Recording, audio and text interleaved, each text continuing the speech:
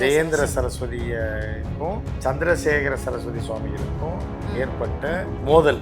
கல்யாணம் பண்ணுறதுக்கு தான் ஒரு வயசுன்னு அரசாங்கம் சொல்லியிருக்கு, 18 வயசு 21 வயசு. சன்னியாசி யாருக்கு வயசுலாம் கிடையாது. அந்த தண்டன் தான் இவர்களுக்கு அதிகார பதவி. அதையே வச்சுட்டு அவர் சனாதன தர்மத்தை ஏந்தி பிடிப்பதற்காகவும் பிராமண சமூகம் வீழ்ந்து விடக்கூடாது, அவர்களை காப்பதற்காகவும் தன் வாழ்நாளை அர்ப்பணித்தவர். பெண்களுக்கு சொத்துல பங்குரிமை கொடுக்கக்கூடாது, பெண்கள் வேலைக்கே போகக்கூடாது, அது பாவச் செயல். அங்கே ஓடிவிட்டார் இங்கே ஓடிட்டாரு அப்படின்ற மாதிரி அவரோட ஓடிட்டாரு அப்படிலாம் பேச்சு வந்தாலும் அவர் காலத்தில் தான் ஹாஸ்பிட்டல்ஸ் கலைஞர் ரிக்வெஸ்ட் பண்ணி அவருக்கு என்னென்ன பண்ணி கொடுக்க முடியுமோ ஜெயிலில் சுப்பிரமணிய கணபதி டிராவிடுக்கு மாற்றி இன்னைக்கு என்ன பேர் வச்சிருக்காங்க? ஸ்ரீ சத்ய சந்திரசேகரேந்திர சரஸ்வதி சுவாமி. அப்போ அவர் சந்திரசேகர சுவாமிகள் இருக்காரு மூத்தவர், அவரோட பேரே இவருக்கு வச்சுட்டாங்க. இதெல்லாம் அரசியல்வாதிகிட்ட காசை டொனேஷன் வாங்கி கை கட்டினாங்க. ஜெயலலிதா காசே டொனேஷன் பண்ணாங்க. அதுக்கு தான் அவர் வேற ஆரம்பிச்சு. கருப்பை புற்றுநோய் குறித்த சந்தேகங்களுக்கான தங்கம் ஹோப்பை இலவசமாய் அணுகுங்கள். கிங் டிவி நேயர்களுக்கு வணக்கம். நிகழ்ச்சியில் சிறப்பு விருந்தினராக ஃபர்ஸ்ட் லைன் ஆசிரியர் மூத்த பத்திரிகையாளர் உமாபதி கிருஷ்ணன் இணைந்திருக்கிறார். பேசலாம். வணக்கம் சார். வணக்கம். வணக்கம். நல்லா இருக்குமா? ஒரு பரபரப்பான நிகழ்ச்சி இன்றைக்கு அதுவும் அட்சய திருதி அன்று நடைபெற்று கொண்டிருக்கிறது. காஞ்சி மடத்தின் 71வது பீடாதிபதியாக ஸ்ரீ சத்ய சந்திரசேகரேந்திர சரஸ்வதி சுவாமிகள் இன்று அந்த பொறுப்பு பேரு கணபதி சுப்பிரமணிய டிராவிட்லாம் தூக்கிட்டாங்களா? அதை மாத்திட்டு இந்த பேர் வச்சிருக்காங்க. ஆமா, அவர் சன்னியாசியாக அந்த இதெல்லாம் பண்ணிட்டு அந்த ஃபார்மாலிட்டிஸ்லாம் முடிச்சுட்டு பெயர் மாற்றி அறிவிச்சிருக்காங்க. விஜயேந்திர சரஸ்வதி சுவாமிகள் அவர் அறிவிச்சிருக்காரு. ரொம்ப இளம் வயதா இவர் இருக்காரு அப்படிங்கிற பேச்சுகள் 2 தினங்களாகவே எடுபடுது. இவர் மட்டும்தான் இந்த ஏஜ்ல வந்திருக்காரு. அதாவதுமா, கல்யாணம் பண்ணுறதுக்கு தான் ஒரு வயசுன்னு அரசாங்கம் சொல்லியிருக்கு, 18 வயசு 21 வயசுன்னு. சன்னியாசி யாருக்கு வயசுலாம் கிடையாது. இளம் ஞானி இவர். நீங்கள் இசைஞானி எதுக்காக ஏதாவது தப்பாக என்ன சொல்கிறாரு, இசைஞானி கேள்விப்பட்டிருக்கீங்க, இளம் ஞானி கேள்விப்பட்டிருக்க மாட்டீங்க. ஆனால் இப்போ என்னென்னா, இவர் சங்கர மடத்துடைய தலைமை பீடாதிபதியாக பதவியேற்கலை. சங்கர மடத்துடைய 2வது இளைய பீடாதிபதியாக பொறுப்பேற்று, பதவி கிடையாது, பொறுப்பேற்றிருக்காரு. பொறுப்பேற்றிருக்காரு அப்படின்னா, இந்த சங்கர மடம் எப்படி வந்தது அப்படின்னு பார்த்தீங்கன்னா, வரலாற்று சொன்னாலும் சரி, வேறு எதில் சொன்னாலும் ஆதிசங்கரால் துவக்கப்பட்டது தான் இந்த மடம் அப்படின்னு சொல்லப்படுவது உண்டு. நீங்கள் வரலாற்றுக்கு போனீங்கன்னா மக்களுக்கு பெருசாக போர் அடிக்கும். இருந்தாலும் என்ன சொல்கிறேன்னா, இந்த மடம் எப்போது ஆரம்பிக்கப்பட்டது அப்படின்னா 2000 வருஷத்துக்கு முன்னாடி, 2400 வருஷம் அந்த காலகட்டத்தில் ஆதிசங்கரர் வாழ்ந்ததாகவும் அவர் இதை ஆரம்பித்ததாகவும் ஒரு கதை சொல்லுவாங்க. அதுக்கான எந்த ஆவண ஆதாரங்கள் எதுவுமே கிடையாது. அவர் அங்கேயே சமாதி அடைந்தார் அப்படின்னு பல்வேறு அதுக்கான ஆவண ஆதாரங்கள் கிடையாது. அதற்கு அப்புறம் சிருங்கேரி மடம்னு ஒன்று இருக்கு கர்நாடகாவில். அவர்களுடைய கிளை மடம் தான் இது. அதை ஆரம்பித்தவர் ஆதிசங்கரர். அதோட கிளை மடம் அதுக்கான, அதாவது சிருங்கேரி மடத்துக்கு போனது சில பாடல்கள், சில இதுலலாம் அது இருக்குது. ஆதிசங்கரர் போனது, பேசினது, சில விஷயங்கள். ஸோ அந்த அடிப்படையில் பார்த்தா அங்கே இருக்கிற மடத்தோட கிளை மடம் தான் இது அப்படின்னு சொல்பவர்களும் உண்டு. அதற்கப்புறம் இது அப்போல்லாம் கிடையாது, இது 16ஆம் நூற்றாண்டில் துவக்கப்பட்டது மடம்னு சொல்கிறதும் உண்டு. ஏன்னா சில வரலாற்று ஆவணங்கள் ஆதிசங்கரர் சொன்னதாக அவர் திருநாவுக்கரசர் பார்த்ததாக அந்த காலகட்டம் அப்படின்னா, அவருடைய காலகட்டம் பார்த்திங்கன்னா சமீபத்தில் உள்ள காலகட்டம். புரியுதா? ஸோ அப்படி இருக்கும்போது என்ன சொல்கிறாங்கன்னா, அது இப்போ 400-500 வருஷம்தான் ஆகுது சொல்கிறவர்கள் உண்டு. இல்லை பாண்டியர்கள் காலத்தில் பீக்கில் இருந்த காலத்தில் உண்டு அப்படின்னு பல கதைகள். இதில் ஆவணங்கள் எதுவுமே இல்லை. பாடல்களின் அடிப்படையிலும் இலக்கியங்களின் அடிப்படையிலும் சொல்லப்பட்ட இது அடிப்படையிலும் பார்த்தா இந்த காலகட்டத்தில் வாழ்ந்துருக்கலாம் அப்படின்னு சொல்கிறாங்க. அந்த இதுக்குள்ளே நம்ம போக வேண்டாம். இந்த மடம் ஆரம்பிக்கப்பட்டது என்னென்னா, பிராமண மக்களுக்கான மடம். இந்து தர்மம் அதுன்னு சொல்லுவாங்க, சனாதனத்தை காப்பதற்காகவும் அப்படின்னு சொன்னால் கூட அதெல்லாமே என்னென்னா ஒரு சாராருக்கான ஒரு. இப்போ இந்து மதத்தில் தான் மாரியாத்தா கோயில், காளியாத்தா கோயிலெலாம் இருக்குது. அங்கே வருவாரானா வரமாட்டார். முருகன் கோவிலுக்கு வருவாரானா வரமாட்டார். அவங்க நம்ம முருகன் சொல்கிறவர்கள் அவர்கள் சுப்பிரமணியன்வாங்க. முருகன்ற பேர் பிராமணர்கள் வைக்கவே மாட்டாங்க. அதே முருகனை அவர்கள் சுப்பிரமணியா அப்படின்னு கூப்பிடுவாங்க. கணபதி, மகா கணபதி அப்படின்னு. கணபதி, விநாயகர். விநாயகர்னு யாருக்கா ஆம்பளை பேர் வச்சுருக்காங்களா? வச்சுருக்க மாட்டாங்க. கணபதினு வைப்பாங்க.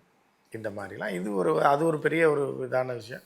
அதுக்குள்ளே போனாலும் நம்ம பாலும் கிணத்துல ஆழமாக இறங்குற மாதிரி அதையும் விட்டுருவோம் நம்ம. ஸோ இப்படி இருக்கும்போது என்னென்னா இந்த மடம் ஒரு குறைந்தபட்சம் ஒரு சமீபம் 200-300 வருஷமாக பாரம்பரியமாக இருக்குன்றதை ஒத்துக்கலாம். அதுவும் இது எங்கே இருந்தது அப்படின்னு பார்த்தீங்கன்னா காஞ்சிபுரத்தில் தான் இருந்ததா அப்படின்னா அதுலேயும் ஒரு டவுட்டை கிளப்புறாங்க. இது காஞ்சிபுரத்தில் துவக்கப்பட்டு ஆரம்பிக்கப்பட்டு காஞ்சிபுரத்தில் தான் சங்கர மடம் இருந்தது, சக்தி பீடம் அப்படின்வாங்க. இது காஞ்சிபுரம் சக்தி பீடம். அந்த சக்தி பீடத்தில் துவக்கப்பட்ட மடம் அப்படின்னு ஒரு கூற்று உண்டு. ஆனால் அதை உடைக்கிற மாதிரி என்ன பண்ணுவாங்கன்னா இந்த மடம் இங்கே இருந்தது கிடையாது, தஞ்சாவூர் கும்பகோணத்தில் தான் இந்த மடம் இருந்தது. அதுக்கப்புறம் ட்ரான்ஸ்ஃபர் ஆகி அந்த மடம் இங்கே வந்துருச்சு. சந்திரசேகர சுவாமிகள் ஏற்கனவே அவர் காலகட்டத்தில் தான் அது கொஞ்சம் முன்னாடி தான் இங்கே வந்தது. ஏன்னா அவர் 1800களில் பிறந்தவர். அப்போ 1900கள் பிகினிங்கில், அதாவது 20ஆம் நூற்றாண்டு பிகினிங்கில் வந்ததுன்றது ஒரு கதையும் இருக்குது. அதுக்கு நிறைய ஆவணங்கள் இருக்குது. இது கும்பகோணத்தில் இந்த மடம் இருந்ததாகவும், அதுக்கப்புறம் காலப்போக்கில் சரபோஜி மன்னர்கள் இது பெருசாக ஆதரித்ததாகவும், அதற்கப்புறம் இந்த மடம் வந்து இங்கே வந்ததாகவும் ஒரு கதை இருக்குது. இன்னொரு கதை என்ன இருக்குன்னா, இது இங்கே தான் இருந்துச்சு, காஞ்சியில் தான் சங்கர மடம் இருந்தது. இந்த நவாபுகள் ஆட்சி நடந்துச்சு, ஆற்காடு நவாபுகள்னு சொல்லுவாங்க. ஆற்காடில் துவங்கி சென்னை வரைக்கும் அவங்க தான் ஆட்சி பண்ணிகிட்டு இருந்தாங்க. ஆற்காடு, ராணிப்பேட்டை, இது எல்லாத்தையும் அவங்களோட தளம் எங்கே இருந்துச்சுன்னா ராணிப்பேட்டையில் தான் இருந்தது. ஆற்காடில் அவரோட தலைமையகம் இருந்துச்சு. அங்கேருந்து எல்லாத்தையும் ஆட்சி பண்ணிகிட்டு இருக்கும்போது அந்த காலகட்டத்தில் ஏகப்பட்ட சண்டை, நவாபுகளுக்குள்ளேயே சண்டை, பிரிட்டிஷ்காரனுக்கு நவாபுகளுக்கு சண்டை, இப்படி பயங்கர சண்டை வந்ததுனால ஓவர் கரைச்சலாகி மடத்துக்கு பிரச்சனை வந்ததுனால மடம் தற்காலிகமாக கும்பகோணத்துக்கு மாற்றப்பட்டு மீண்டும் சண்டையெல்லாம் முடிஞ்சதுக்கப்புறம் இங்கே வந்துட்டாங்கன்னு ஒரு கூற்று இருக்குது. இதெல்லாம் தான் சங்கர மடத்துடைய அடிப்படை கதைகளும் வரலாறுகளும். இதில் லேட்டஸ்ட்டாக ஃபோட்டோ உள்ளது யார் அப்படின்னா சந்திரசேகர சுவாமிகள். பெரிய பெரியவான்னு இப்போ சொல்லுவாங்க. இந்த நூற்றாண்டில் சொல்லப்பட்ட பெரிய பெரியவா யாருன்னா குத்த வச்சு உட்காந்துப்பார் ஒரு குச்சியோட. அவர் தான் சந்திரசேகர சுவாமிகள். அவர் தான் பெரிய பெரியவான்வாங்க. அவர் 100 வயசில் அவருக்கு பாலாபிஷேகம், நெய்யாபிஷேகம் இதெல்லாம் பண்ணும்போது அடுத்து கொஞ்ச நாளில் இறந்துட்டார் அவர். சரியா, 100 வயதை கடந்து வாழ்ந்தவர். அவர் இருக்கும்போதே என்ன ஆச்சு அப்படின்னு பார்த்தீங்கன்னா, விஜயேந்திர சரஸ்வதின்னு இருக்கார்ல இப்போ, அதுக்கு முன்னாடி ஜெயேந்திர சரஸ்வதி சுவாமிகள்னு ஒருத்தர் இருந்தார். இவர் என்ன பண்ணுறாங்கன்னா, இவர் 50களில் அந்த டைமில் பிறந்தவர். அவரை வந்து ஆக்குனவுடனே ஒரு இளம் வயதில் என்ன பண்ணிடுறாருன்னா தண்டம்னுவாங்க. ஆமாம். ஸோ அந்த தண்டம் இருக்கு பாருங்க, அந்த தண்டத்தை வச்சிருப்பார். அந்த தண்டம் தான் இவர்களுக்கு அதிகார பதவி. இப்போ நீதிபதி வராருன்னு ஒரு காலத்தில் பார்த்தீங்கன்னா கையில் ஸ்கோல் வச்சுருப்பாங்க, அந்த பிஏ மாதிரி. மரம் இருந்துச்சு, கலெக்டர் வராருன்னா தூக்கிட்டே இருந்தாங்க. இப்போ தான் அதை பிடிங்கி வச்சுட்டாங்க, வேணாமியா ரொம்ப அசிங்கமாக இருக்கு. இப்போ என்ன ஆயிடுச்சு அப்படின்னா, அந்த தண்டம் தான் இது சந்நியாசத்தின் அடையாளம். அதையே வச்சுட்டு அவர் போயிட்டார், ஓடி போயிட்டார். யாருக்குன்னா ஜெயேந்திர சரஸ்வதிக்கும் சந்திரசேகர சரஸ்வதி சுவாமிகளுக்கும் ஏற்பட்ட மோதல். என்ன மோதல்னு யாருக்கு, அது பகவானுக்கு தான் தெரியும். அந்த மோதலில் இவர் மடத்தை விட்டே ஓடிட்டார், நேபாளத்துக்கு போயிட்டார். போய் வேறு சில விஷயங்கள்லாம் சொல்லுவாங்க, அது ஆதாரபூர்வமாக இவர் இது ஆயிடுச்சு, அவர் ஒரு இதோட போயிட்டார், அதோட போயிட்டாருலாம் சொல்லுவாங்க. அது எதோட போயிட்டாருன்னு பகவானுக்கு தான் தெரியும், அந்த காமாட்சிக்கு தான் தெரியும். ரைட், அதை விட்டுடலாம். போன உடனே பெரியவர் டென்ஷன் ஆகிட்டார். அவர் வந்து எப்படின்னா, இந்த தப்பான வழிக்கோ, பெண்கள் விவகாரம், பண விவகாரம், இதுக்கெல்லாம் போக மாட்டார். அவர் வாழ்நாள் வரைக்கும் பணம், அரசியல் தலையீடு இருக்கும். ஆனால் அவர் வந்து அரசியலில் நேரடியாக இந்த கட்சி அந்த கட்சி அவரெல்லாம் பண்ணல. அவர் வந்து சனாதன தர்மத்தை ஏந்தி பிடிப்பதற்காகவும், பிராமண சமூகம் வீழ்ந்து விடக்கூடாது, அவர்களை காப்பதற்காகவும் தன் வாழ்நாளை அர்ப்பணித்தவர் அவர். அதுக்காக வேணால் அரசியல்வாதிகள்கிட்ட பேசியிருப்பார், டெல்லி வரைக்கும் ஆள் அனுப்பியிருப்பார், இந்த சட்டத்தை நிறைவேற்றக்கூடாது, பெண்களுக்கு வந்து சொத்தில் பங்குரிமை கொடுக்கக்கூடாது, பெண்கள் வேலைக்கே போகக்கூடாது, அது பாவச் செயல், அப்படி அந்த மாதிரி ஒரு சட்டம்லாம் கொண்டு வராதீங்கன்னு சொல்லி டெல்லியை எதிர்த்து ஆயிரக்கணக்கான பிராமண மக்களை அங்கே அனுப்பியவர் சந்திரசேகர சுவாமிகள். பெரியவா அப்படி தான் பண்ணியிருக்காரு. தவிர இரண்டாவது இருந்த ஜெயேந்திர சரஸ்வதி சுவாமிகள் மாதிரி ஜெயிலுக்கு போனவர் கிடையாது. அவர் கொலை குற்றச்சாட்டுக்கு ஆளானவர் கிடையாது, பெண்கள் தொடர்பான குற்றச்சாட்டுக்கு ஆளானவர் கிடையாது, பண விவகாரத்தில் ஆளானவர் கிடையாது, அரசியல் புரோக்கர் வேலை பார்த்தார் அப்படின்னு பேர் வாங்கினவர் கிடையாது. இதெல்லாம் நம்ம சொல்லப்பட்டது, வழக்கில் பதியப்பட்டதுனால நம்ம சொல்கிறோம். அப்போ போயிடுறாரு. அதுக்கப்புறம் ஆர் வெங்கட்ராமன் சொல்லி இந்திய ஜனாதிபதியாக இருந்த தமிழ்நாட்டை சேர்ந்த அவர் வந்து மடபக்தர். யார்? முன்னாள் ஜனாதிபதி ஒரு மடபக்தர். அவர் என்ன பண்ணுறாரு, இவர் ஓடிட்டாருன்னு பொறுக்க முடியாமல் அவருடைய படைகளெல்லாம் வச்சு இன்ஃப்ளூயன்ஸ்லாம் வச்சு தேடி பிடிச்சிட்டாங்க. நேபாளில் இருந்தார். நேபாள். ஆமாம். ஆனால் நாடு கடந்தோ கடல் கடந்தோ சங்கராச்சாரியார்கள் வெளியில் போகக்கூடாது இப்படின்றது அங்கே உள்ள மட சட்டம். அந்த சட்டத்தை இவர் மீறிட்டார். அதில் அமுக்கிட்டாங்க. அவர் நேபாளெலாம் போல, இப்போ இங்கே தான் இருந்தார், பக்கத்தில் கலவையில் இருந்தார், கூட்டு வந்துட்டோன்னு சொல்லி அழைச்சிட்டாங்க. அது வந்து பல கதைகள் பேசப்பட்டுச்சு. அவர் அங்கே இருந்தார், இங்கே இருந்தார், பாம்பேயில் இருந்தார்லாம் பேசப்பட்டது. அது சேர்த்துக்கொள்ளப்பட்டது. அதுவும் நம்ம காமாட்சிக்கே வெளிச்சம். அதையும் விட்டுடலாம். அதற்கப்புறம் நடந்த கொலை, சங்கர்ராமன் கொலையில் ஒரு தீபாவளி அன்று ஆந்திராவில் இருக்குது. ஆந்திராவில் 4 மடங்கள் இருக்குது. இந்த மாதிரி ஆற்காட்டில் ஒரு மடம் இருக்குது, கர்நாடகாவில் மடம் இருக்குது, காரைக்குடி பக்கத்தில் மடம் இருக்குது, கும்பகோணத்தில் மடம் பிரான்ச் இருக்குது. இதே மாதிரி ஆந்திராவில் இருந்த இதில் போய் இவர்கள் இருக்காங்க. போலீஸ் வந்து இவரை பிடிக்க போகுதுன்னு தெரிஞ்சோடனே இவர் ஆந்திராவுக்கு போயிட்டார். இவர் ஆந்திராவில் தான் இருக்காருன்னு ட்ரேஸ் அவுட் பண்ணி என்ன பண்ணுறாங்கன்னா, ஜெயலலிதாவின் உத்தரவின் பேரில் நேராக போய் ஆந்திராலே பிடிச்சிட்டு வராங்க. அங்கே இளையவரான விஜயேந்திரரும் அங்கே இருக்கார். அவர் செய்த பாவத்திற்கு இவர் சாட்சிகளை மறைச்சிட்டாருன்னு இவரையும் தூக்கிட்டு வந்து இருவரும் ஜெயிலில் போட வேண்டிய ஒரு நிர்பந்தத்துக்கு ஆளாயிரு. இந்த இளையவர் இருக்கார்ல, இப்போ விஜயேந்திர சரஸ்வதி சுவாமி, இவர் வந்து நல்ல அறிவாளி. நான் ஒரு 3 தடவை அவரை சந்திச்சிருக்கேன். ஜெயேந்திரரை பேட்டி எடுக்கும்போது ஒரு தீபாவளிக்காக போயிருக்கோம். அதுக்கப்புறம் வந்து கோயம்புத்தூர் விசிட் அப்போ போயிருக்கேன். மதுரைக்கு ஒரு டைம் வந்திருந்தார், அப்போ இவரை கூட பார்த்துருக்கேன். அதுக்கப்புறம் இவர் தனியாகவும் பேட்டி கொடுத்துருக்காரு. பயங்கர நாலேஜபிள் பர்சன். இவர் ஜெயிலுக்கு போகிறது இதெல்லாம் விட்டுருக்கேன். இதுக்கு முன்னாடி என்ன ஆகுதுன்னா, இவர் எப்படி 3ஆவதாக இருக்கிறதுக்கு வாய்ப்பே கிடையாது, சட்டத்தில் இடம் இல்லை. ஆனால் சந்திரசேகர சுவாமிகளுக்கு வந்து எப்போ ஓடி போனாரோ தண்டத்தை வச்சுட்டு, யார் விஜயேந்திர சரஸ்வதி ஓடி போனாரோ அப்பயே அவர் மேலே இருக்கிற சந்தேகம் வந்துருச்சு. இவர் இனி தொடர்வாரா, திடீர்னு எங்கேயா போயிட்டாருன்னா நமக்கு அப்புறம் யார் பார்க்குறான்னு 3ஆவதாக ஒருத்தரை பால சுவாமிகளாக நியமிக்கிறாங்க. சந்திரசேகர சுவாமிகள்ன்றவர் மூத்தவர். ஜெயேந்திர சரஸ்வதி ஓடி போயிடுறாரு. அவர் எப்போ வேணாலும் மீண்டும் ஏதாவது முடிவு எடுக்கலாம், நமக்கு அவர் கருத்து முரண்பாடு இருக்குன்றதுனால 3ஆவதாக விஜயேந்திர சரஸ்வதிகள்னு ஒருத்தரை, ஒரு பாலகனை சந்திரசேகர சரஸ்வதி அவர்களே நியமிக்கிறார். அவர் காலத்திலே 2 சங்கராச்சாரியார் நியமிக்கிறார். அந்த 2ஆவது தான் இவர். ஆனால் இவருக்கு அதிகாரம் கிடையாது. இவர் கூட இருப்பார், சப்போர்ட்டுக்கு தான் இருப்பாரே தவிர அவர் முழு பொறுப்பு கிடையாது அவர். அப்போ ஆனால் சங்கராச்சாரியாருக்குள்ள எல்லா மரியாதையும் அவருக்கு இருக்கும். சரியா? அப்படி இருக்கும்போது என்ன ஆகுதுன்னா, இவர் வந்து பக்கத்தில் இந்த திருவள்ளூர் மாவட்டத்தை சேர்ந்தவர், பாலகனாக இருக்கார். குழந்தை பருவத்திலேயே ரிக்வேதம், சாமவேதம், அஜர்வன வேதம் உள்ளிட்ட வேதங்களையும் இன்னும் பல தத்துவங்களையும் இதெல்லாம் இளம் வயதிலே கற்று தேர்ந்தற 7-8 வயசுலேயே பயங்கர எக்ஸ்பர்ட்டாக இருக்கார். அப்போ பெரியவா பார்க்குறாரு, யார் பெரியவான்றாங்கல்ல, அவர் பார்க்குது, கப்புன்னு இவரை பிக்கப் பண்ணுறாரு. இந்த பையன் தான் கரெக்டுன்னு ஒரு நல்ல நாள் பார்த்து 14 வயசில் சங்கராச்சாரியாரானவர் அவர். யார்? இப்போ இருக்கிற விஜயேந்திர சரஸ்வதி. அவர் அப்படியே இருக்கார், ட்ராவல் பண்ணுறாரு கூடயே. அவரை கொண்டு வந்தவொடனே நடுவில் இருக்க சங்கராச்சாரியார் ஆஃப் ஆகிடுறாரு. எப்போ வேணாலும் நம்மளை இவரே தூக்கி எறிஞ்சாலும் எரிஞ்சிடுவாருன்ட்டு. ஆனால் 2 பேருக்கு சண்டை போகுது. அவருக்கு 80 வயசுக்கு மேலே ஆயிடுது. 90 வயசு ஆனோடனே அவர் வீக் ஆகிறாரு, வெளியே போக முடியல. வேலையெல்லாம் அவர் தான் பார்க்குறாரு. அரசியல் தலையீடு, அரசியல் கட்சி கூட்டணி, டெல்லியில் பணம் வாங்கி கொடுக்குறதெல்லாம் சொல்லுவாங்க. அதன் அடிப்படையில் தான் சண்டை ஜெயலலிதாக்கு அவருக்கு வந்ததாகவும், பிஜேபி வந்து எலெக்ஷனுக்கு கொடுத்த காசை அவர் பாதி காசை தரலன்னும், அவர் சொந்தமாகலாம் செலவு பண்ணி அவர்னா ஃபாரின் டூர் போக போகிறாரா, இல்லை ஹெலிகாப்டர் வாங்கி ஓட்ட போகிறாரா, அது இல்லை. நல்ல காரியங்களுக்காக மருத்துவமனை கட்டுவது, பள்ளிக்கூடங்கள் இருக்குது சங்கரமணத்தை சார்பில், அதெல்லாம் வந்தது யார் காலத்தில்?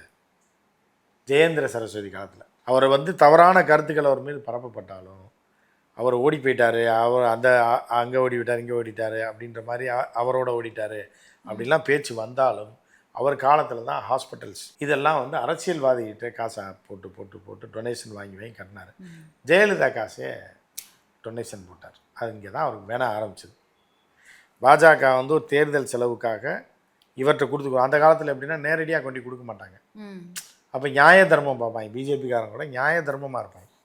ஒரு ஏஜென்ட்ட காசு கொடுத்து அவங்க ஆளை வச்சு வாங்கிக்கங்கன்னு வாங்கி. அப்போ நாங்கள் இவ்வளோ அமௌண்ட்டு இவர்கிட்ட கொடுத்துறோன்னு மொதல் ரவுண்டு வந்த அமௌண்ட்டில் பாதி அமௌண்ட்டு போய் சேரலை, ஜெயலலிதாமையார் விட்டுருச்சு. 2வது வந்தப்பையும் அத்வானி வந்து சொன்ன தொகையில் பாதி வரலை. அப்போ தான் கேட்குறாரு, என்ன பண்ணுறீங்க நீங்கள்?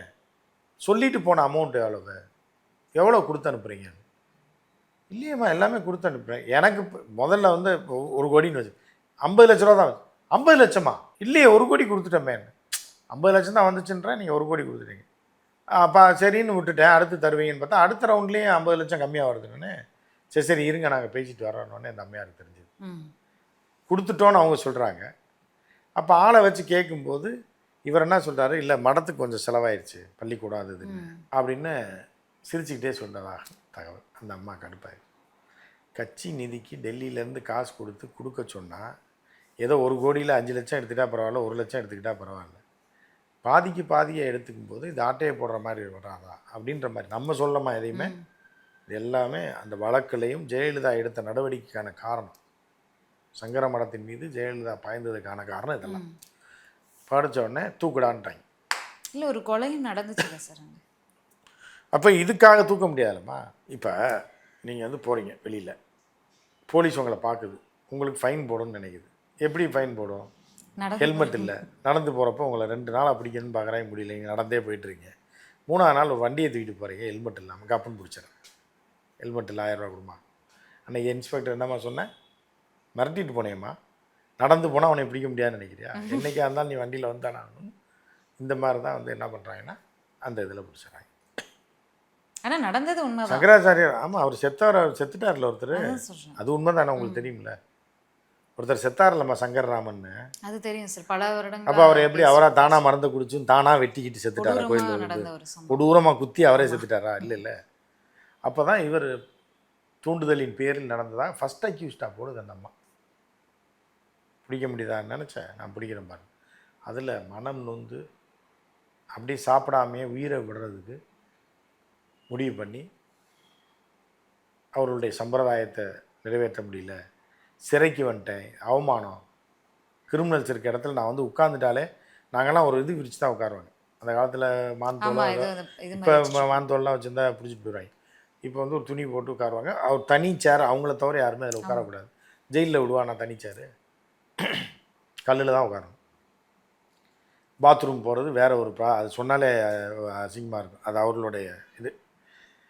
அந்த மாதிரிலாம் இருக்க முடியாது. அப்படிங்கும்போது மனம் நொந்து சாப்பிடாமே இருக்கார். இந்த தகவல் கலைஞருக்கு வருது. கலைஞர் அப்போ ஆட்சியில் இல்லை, ஜெயலலிதா ஆட்சியில் இருக்காங்க. கலைஞர் வந்து மத்தியில் ஆளுங்கட்சி கூட்டணியில் இருக்கார். அப்போ கலைஞர் வந்து ஃபோன் போட்டு, அந்த ஜெயிலர் இன்னும் இருக்கார், சூப்பரண்டாக இருந்தார், அவருக்கு ஃபோன் போட்டு கேட்குறாரு, என்னையானே. அவர் சொல்கிறாரு, சாப்பிடவே மாட்டுறாருங்க, உயிரை மாய்த்து கொள்ளுன்றாரு, எனக்கு எல்லா மரியாதையும் போயிடுச்சு. அப்படிங்கும்போது கலைஞர் சொல்கிறார், ஐயோ அவரோட உயிரை பாதுகாக்க வேண்டியது நம்ம கடமையா? திராவிட ஆட்சிகள் நடந்து கொண்டிருக்கும்போது ஒரு சங்கராச்சாரியார் இறந்துட்டார் அப்படின்னா அவர் பெரிய பாவ செயல் மாதிரி, இது மாதிரி 1000 பேர் கெட்டு போயிடும் ஏன்னா அப்படின்னு சொல்லி கலைஞர் ரிக்வெஸ்ட் பண்ணி அவருக்கு என்னென்ன பண்ணி கொடுக்க முடியுமோ நீ ஜெயிலில் பண்ணி முடியாது அப்படின்னு சொல்லி, நான் சொன்னேன்னு அவர்கிட்ட போய் சொல்லுன்னு சொல்லி அவர் சொன்னதுக்கு அப்புறம் தான் இந்த மாதிரி சொன்னாரோ, ஒரு வேளை ஃபோன் போட்டு பேச சொன்னாங்களோ, அதை மறைக்கிறாரு அந்த அதிகாரி. கூப்பிட்டு சொல்லி அவரை கலைஞர் கூப்பிட்டு தான் யார் உயிரை காப்பாற்றினது, பிடிச்சி போட்டது யார்? ஜெயலலிதா. 2 பேரையும் பிடிச்சி போட்டது பிராமணர் என்று சொல்லக்கூடிய ஜெயலலிதா. பிராமணர்களுடைய கடவுளுக்கு அடுத்த ஸ்தானத்தில் இருக்கக்கூடிய சங்கராச்சாரியார்களை சிறையில் தூக்கி போட்டு கேவலப்படுத்தி அந்த மடத்தை அசிங்கப்படுத்தி உலகம் முழுவதும் அவமானப்படுத்திய ஒரு நபர் யாருன்னா ஜெயலலிதா. அது காரணம் இவர்கள் அவர்கிட்ட தப்பாக நடந்துட்டாங்கன்றது. தப்பாக நடந்துட்டாங்கன்னா பணம் மேட்டர் இல்லை. ஆனால் இதே ஜெயலலிதா அவர்களும் ஆனால் காப்பாற்றியது அதுக்கு முன்னாடி போயிருக்காங்க. சேர் போட்டு உட்காந்தாலும் அதுக்கு முன்னாடி, ஏன்னா அவர் தானே இது மாதிரி டீலிங், அரசியல் டீலிங். ஓகே. அப்போ என்ன பண்ணுறாங்கன்னா கலைஞர் தான் காப்பாற்றியது. அதை யார் சொல்லியிருக்கா? ஜெயேந்திர சரஸ்வதி சுவாமிகளே சொல்லியிருக்காரு, வேற யாரும் இல்லை. ஜெயிலேருந்து வந்தவுடனே சங்கராச்சாரியார்களை பார்க்கறதுக்கு இந்த உலகம் முழுவதும் உள்ள மட பக்தர்கள் நேராக அங்கே தான் போகணும். அவர் போக மாட்டார். அவரை போய் பார்க்க போனீங்கன்னா தரையில் தான் உட்காரணும். இதானே பார்த்துருக்கீங்க நீங்கள். பிஜேபி ராதாகிருஷ்ணனாக இருந்தாலும் சரி, இந்த காய் மீன் கத்திக்கிட்டு இருக்க ஒரு லேடி ஒன்று இருக்கு, எல்லாம் போய் இப்படி தான் உட்காந்துருப்பாங்க, தூக்கி போடுவாங்க. கலைஞர்கிட்ட அவர் எப்படி தெரியுமா, கலைஞரை ஜெயேந்திர சரஸ்வதிகள் ஜெயிலிருந்து வந்து தட்டு தாம்பாளத்தோட பழங்களோட வந்து அவரை சந்தித்து நன்றி சொன்னது எங்கே? கலைஞரை பார்த்து. இதெல்லாம் வரலாறு தெரியுமா இருக்காது? இன்னைக்கு சங்கிகள் குதிக்கிறானே, இவங்க மடத்தை காப்பாற்றியது, இவங்க சங்கராச்சாரியாரை உயிரோட வைத்திருந்தவர் யாருன்னா கலைஞர் கருணாநிதி. போய் டேட்டாவை எடுத்து பார்க்க சொல்லுங்கள். தட்டு தாம்பாளத்தோடு திடீர்னு கலைஞரை பார்ப்பதற்கு அவர் வீட்டுக்கே போய், யார்? சங்கராச்சாரியார். இவங்கெல்லாம் யார்? சங்கிகள்லாம் எங்கே போகிறான்? அங்கே போய் தரையில் உட்காந்து பார்க்குறான். போடுறத இப்படின்னா இப்படி வாங்கிக்கிறான். சங்கராச்சாரியார் கையில் தாங்கி கொண்டு போய் நின்று கொண்டே கலைஞர் உட்கார்ந்து கொண்டிருக்கக்கூடிய கலைஞர் கொடுத்த காட்சிகள் பழைய ஃபோட்டோ இருந்தால் தேடி பார்த்துங்க தெரியும். ஆனால் இன்றைக்கி அந்த நன்றியை மறந்து விட்டு இந்த சங்கிகளும் பிராமணர்களும் அதே சிறை சென்ற ஜெயலலிதாவை இன்றைக்கி இது பண்ணுவாங்களே தவிர, ஏன்னா இந்த ஜென்ரேஷனுக்கு அது தெரியாதுல்ல. 15 வருஷத்துக்கு முன்னாடி என்ன நடந்துச்சு, 20 வருஷத்துக்கு முன்னாடி நடந்துச்சு, 10 வருஷத்துக்கு முன்னாடி நடந்துச்சு, இவங்களுக்கு தெரியாது. மடப்பையங்க, மானம் கெட்டவர்கள். புரியுதா? விஜயேந்திர சரஸ்வதி சுவாமிகளுக்கு தெரியும்ல சார்? அவருக்கு தெரியும், அவருக்கும் தெரியும், பிராமணர்கள் மனசாட்சிகளுக்கும் தெரியும். மூத்த பிராமணர்கள் அந்த காட்சியை பார்த்தவர்களுக்கும் அந்த காலத்தில் வாழ்ந்து கொண்டிருப்பவர்களுக்கும் இப்போது வாழ்ந்து கொண்டிருப்பவர்கள் பிராமணர்களுக்கு தெரியும். கலைஞரை போய் ஜெயேந்திர சரஸ்வதி சந்தித்து என்ன பண்ணார், கலைஞரை போய் அவர் சந்திச்சாரா இல்லை கலைஞர் போய் அங்கே போய் மடத்தில் உட்காந்தாருன்றது அவர்களுக்கு தெரியும். வீட்டில் கொண்டு போய் தட்டு தாம்பாளத்தோட ஃபுல்லாக ஒரு 50 ஆப்பிள் பழம்னு சொல்லி தூக்க முடியாமல் அனைத்து பழங்களையும் சம்பிரதாயப்படி கொண்டு கையில் இப்படி கொடுக்குறாரு. கலைஞர் வாங்குறாரு தொட்டு. அப்பயே முடிஞ்சு போச்சா? ஜெயிலுக்கு போனப்போ இவங்க சம்பிரதாயம் எல்லாம் மண்ணாங்கட்டி முடிஞ்சு போச்சு. அவர்களையும் உயிரோடு காப்பாற்றி இந்த மடம் இன்னைக்கு இருக்குன்னா அது கலைஞர் கருணாநிதி தான் காரணம். புரியுதா அவங்களுக்கு? இதெல்லாம் கலைஞருக்காக டிஎம்கேக்காக சொல்லலை, வரலாறு இதெல்லாம். திராவிடர்களுக்கு எதிராக ஆரம்பிக்கப்பட அந்த மடத்தை காப்பாற்றியது யாருன்னா திராவிடர்கள், திராவிட தலைவர் கருணாநிதி. புரியுதா அவங்களுக்கு? அதுக்கு அடுத்து அதோடு ஆஃப் ஆனவர் தான் விஜயேந்திர சரஸ்வதிகள். வெளியே வரல, மேக்ஸிமம் அமைதியாக போவார். விஜயேந்திர சரஸ்வதி மிகப்பெரிய டேலண்டட். 14 வயசுலேயே வரார். நீங்கள் சொன்னீங்களே இளம் வயசில் வராருன்னு. டிராவிடு 21 வயசுலேயே வந்திருக்கு. அவர் 14 வயசுலேயே வந்தார்ன்றதை ஞாபகம் வச்சுக்கணும். அவர் தான் இன்றைக்கி, அவர் 1959 பிறந்தவர். அவர் தான் வந்து இந்த சுப்பிரமணிய கணபதி டிராவிடுக்கு பெயர் மாற்றி, அதுக்கு முன்னாடி நீளம் அவரும் பேர் மாற்றி இன்னைக்கு என்ன பேர் வச்சுருக்காங்க? ஸ்ரீ சத்ய சந்திரசேகரேந்திர சரஸ்வதி சுவாமி. அப்போ அவர் சந்திரசேகர சுவாமிகள் இருக்காரு மூத்தவர், அவரோட பேரே இவருக்கு வச்சுட்டாங்க. எதுக்காக இவர் வைத்திருப்பாருன்னா, இவரை சன்னியாசியாக மாற்றி ஞான இது கொடுத்தது யார்? சந்திரசேகர சுவாமிகள். அவர் நினைவாகவே மன்னர்கள்லாம் பார்த்தீங்கன்னா நீங்கள் பார்த்து சுந்தரபாண்டியன் இருப்பான், அவன் மகன் ராஜபாண்டியன் இருப்பான், பேரனுக்கு திருப்பி சுந்தரபாண்டியன் பேர் வைப்பாங்க. திருப்பி வந்து வேறு ஏதாவது பாண்டியன், நெடுஞ்செழிய பாண்டியன் இருக்கா, அதுக்கப்புறம் மகனுக்கு திருப்பி சுந்தரபாண்டியன் வைப்பாங்க. இது ஒரு மன்னர்கள் வர்றதில்லை, இது மடவெளியிலே அப்படி தான் வருது. அதனால் அவர் பேரே இன்றைக்கி சூட்டி அவர் பதவியேற்றிருக்கிறார். இதில் என்ன ஒரே ஒரு இது என்னன்னா, சங்கர மடம் பிராமணர்களுக்கான மடம். பிராமணர்களை தூக்கி பிடிக்க, அவர்களை காப்பாற்ற, அவர்களுடைய இது அழிந்து விடக்கூடாது என்பதற்காக இருக்கக்கூடிய ஒரு மடம் தான். ஆனால் இந்துக்களுக்கான மடம்னு சொல்லுவாங்க. ஆனால் அதில் எந்த அளவுக்கு உண்மை இருக்குன்னு நீங்களே புரிஞ்சுங்க. மாரியத்தா காளியத்தா கோயிலுக்கெலாம் அவர் வரமாட்டார்ன்றதுல அவர்களுடைய வழிபாட்டு முறைகள் என்னன்றது தெரியும். அது அவர்கள் இஷ்டம், அதை நம்ம எதுவும் சொல்ல முடியாது. எனவே புதிய மடாதிபதி அந்த பிராமண மக்களுக்கு கிடைத்திருக்கிறார். ஆளுநர் அதே மாதிரி ஒரு ஆளுநர் போகாமல் இருப்பாராம்மா? ஏமா ஆளுநர், ஆளுநர் தான் ஒரு ஆஃப் கண்டிஷன் உங்களுக்கு தெரியும். பிரமுகர்கள் போயிருந்தாங்க, ஆளுநரும் குறிப்பாக. அவர் எப்படிமா போகாமல் இருப்பார்? அவங்க ஆள், அவர் அதற்காக தான் வாழ்ந்து கொண்டிருக்கிறார். அவர் எப்படி போகாமல் இருப்பார்? அவர் அதுக்கு போகிறதில்ல. என்ன தப்பான வழியில் ஆளுநர் போல இல்லை, தவறான காரியம் எதுவும் செய்யலை, அதனால விட்டுருங்க. நன்றி சார், நன்றி. மீண்டும் பல்வேறு செய்திகளோடு சந்திப்போம். நன்றி. கருப்பை புற்றுநோய் குறித்த சந்தேகங்களுக்கான தங்கம் ஹோப்பை இலவசமாய் அணுகுங்கள்.